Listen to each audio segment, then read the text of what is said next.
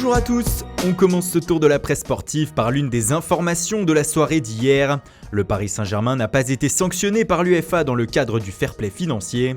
Pour le journal Le Parisien, le PSG est libéré et peut désormais commencer les grandes manœuvres. Néanmoins, les champions de France seront obligés de vendre, mais pourraient tout de même réussir de gros coups. On parle bien sûr de Gianluigi Buffon, mais aussi dans une moindre mesure de N'Golo Kanté.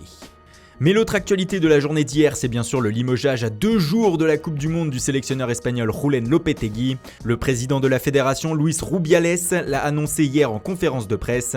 Ce matin, la presse catalane comme ici Sport se réjouit de cette décision. Pour le média, Lopetegui a trahi la sélection en faisant ce choix en pleine préparation.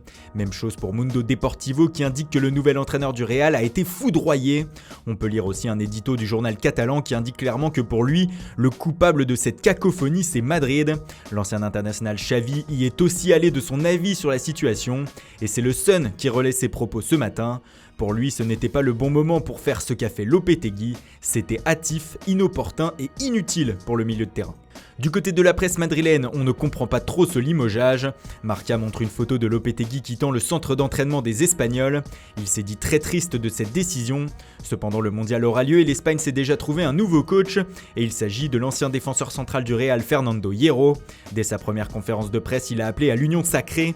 Néanmoins, la situation ne semble pas à l'apaisement à la veille du match face au Portugal. Le quotidien local Valencian Super Deporte désigne le coupable de ce fiasco. C'est tout simplement le président du Real, Florentino Pérez, qui n'a pas prévenu la fédération des négociations avec Lopetegui. Et cette affaire espagnole a fait le tour du monde. Ici, le journal argentin Olé parle de furie mondiale lors de ce premier jour. C'est vrai que la situation espagnole est assez inédite avec le limogeage d'un sélectionneur à 48 heures du premier match de la compétition. Aux Pays-Bas aussi, l'actualité espagnole fait la une. Une sélection en vrac lâche le quotidien AD Sport Vereld avec une Coupe du Monde qui explose pour illustrer les propos. Idem en Angleterre où le Daily Star parle de chaos pour décrire le début de mondial des Espagnols.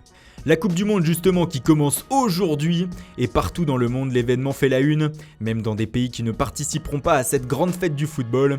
Ici en Hongrie, le magazine Képe Sport a sorti les grandes illustrations pour le début des festivités. On y voit le trophée Jules Rimet convoité par les 32 nations qualifiées. En Espagne et plus précisément en Catalogne aussi, on attendait ce moment avec impatience. Le mois désiré, écrit le quotidien L'Esportiu ce matin. Enfin un petit coucou à nos amis italiens qui regarderont le mondial à la télé. Cependant la Gazzetta dello Sport demande une chose à tous les acteurs présents en Russie, amusez-nous.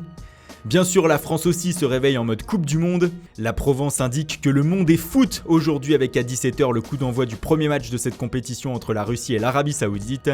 Les Russes qui organisent cette grande fête font évidemment la une de leurs journaux avec ce mondial. On y voit ici des enfants bras dessus attendre le coup d'envoi du premier match face à l'Arabie Saoudite. Les Saoudiens aussi qui ont les yeux tournés vers Moscou, comme ici le journal Al Medina qui montre le sélectionneur Juan Antonio Pizzi en train de mobiliser ses troupes avant ce rendez-vous capital. Voilà, c'est tout pour ce matin. L'intégralité de la Coupe du Monde est bien entendu à suivre sur notre chaîne YouTube. Alors restez bien connectés. Bonne journée et surtout très bonne Coupe du Monde à tous.